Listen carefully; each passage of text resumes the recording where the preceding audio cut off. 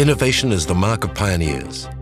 Towards the end of the 19th century, the name of one man was set to make its mark on the history of the automobile, becoming synonymous with trucks. Berliet applied for his first patent. This was also the year during which another pioneer, Louis Renault, created the company Renault Frères. He then designed the first vehicle for transporting goods built on the chassis of a car. 1905, the American Locomotive Company joined the automobile adventure, buying the manufacturing license for a range of 3 cars from Marius Berliet. Berliet suddenly found himself in possession of a capital of 500,000 gold francs. He reinvested all his money in buying land, modern machinery, and constructing new buildings to develop his factory. The Berliet brand then adopted the famous steam locomotive sign as its logo. Berliet intensified its truck business at the same time as Renault was continuing to develop its motorcar business. Berliet launched the first generation of trucks, the L, followed by the M, with a visionary marketing campaign focusing on road travel as an extension of the railways.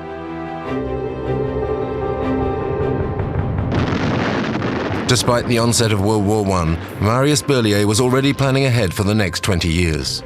At his 400-hectare site, he installed the first transformation, machining, and assembly line workshops. Like Renault, Berliet was actively involved in the war effort, manufacturing the weapon which led to the final victory. In 1916, Berliet factories were producing 40 CBA trucks a day, 2,500 of which were used at the front. Transporting troops and equipment, medical units and supplies on the roads of Verdun, they soon became known as indestructible. After the war, the expansion of trucks as a method of transport came up against the wishes of one man. Raoul Dautry, director of the French State Railways, had plans to construct a trans-Saharan railway line in order to establish the superiority of rail. Berliet and Renault both took up the challenge. In 1926, they crossed the Sahara in 6-wheeled vehicles. In 1932, this time equipped with diesel engines, Berliet trucks triumphed in the trans-Saharan race. Trucks won the fight against the railways. Nous pouvions transporter 3 à 4 fois plus vite et à moitié prix et en porte à porte. World War II slowed down the growth of Berliet. Amidst the turmoil of the post-war period when the company was sequestered, Marius Berliet died on the 17th of May 1949, aged 83. 2 months later, the factories were returned to the family. According to the wishes of his father, Paul Berliet took over the management of the company. Sur les routes et sentiers de France, le nombre des Berliet dépasse celui de toutes les autres marques réunies. Le GLR 5 cylindres est le prototype du grand routier.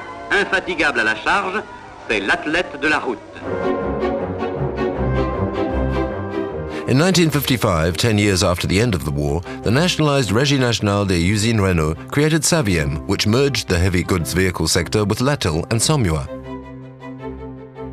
Le développement de l'usine de Blainville a permis à Saviem Renault d'accroître encore sa production. Les chaînes produisent une gamme de véhicules industriels de 5 à 35 tonnes. Puissance ne doit pas signifier inconfort et les cabines ont été particulièrement étudiées sur les poids lourds destinés aux travaux publics ou au transport routier. Paul Berliet, meanwhile, was somewhere else. His ambition was to build up an international presence, in Africa in particular.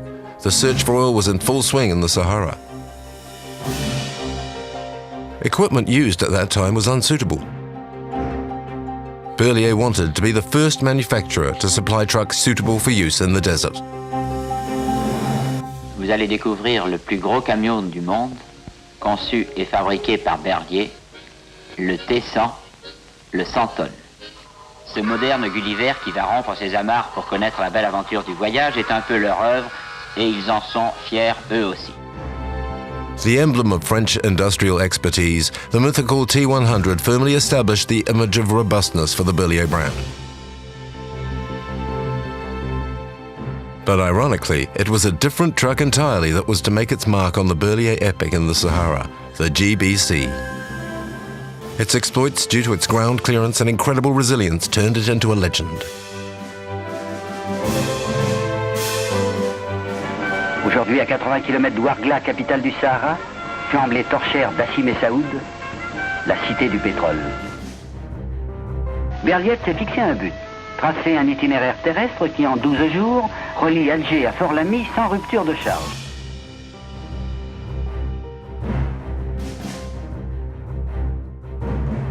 Berliet became a key brand all over the world. Ce qui a fait ma force, c'est cette formule permanente de mon père, j'ai appliqué. Je vous crois, mais j'irai voir. Et quand vous allez voir, ça n'est jamais ce qu'on vous a dit. The manufacturer from Lyon was in full expansion.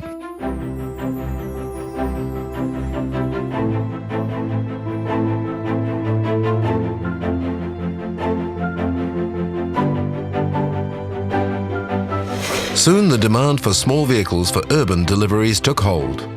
Début 1965, un robuste nouveau-né, le Stradale. This 5-ton vehicle was the first truck in the world to feature air suspension. Then came the TR300, the first large transporter to feature a tilt cab.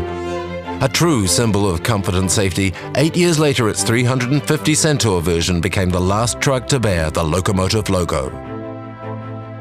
L'État a donc fait connaître ce matin le prix qu'il attache à la réorganisation de l'industrie automobile française.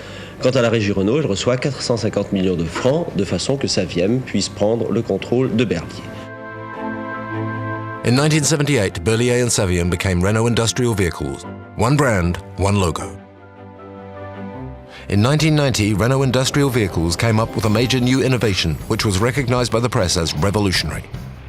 The AE Magnum was successfully launched on the heavy goods vehicle market and became the benchmark for European transport.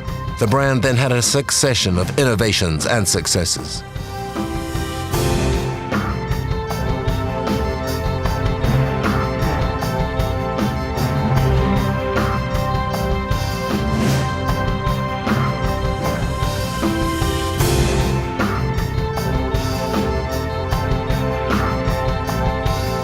In 2001, Renault sold its heavy goods vehicle division to AB Volvo, which the following year took over the international name of Renault Trucks.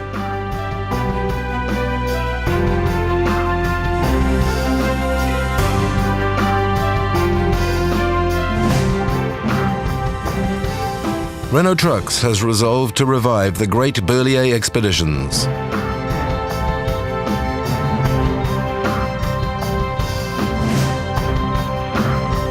Since 2007, Renault Trucks has conquered all the challenges involving fuel consumption and profitability.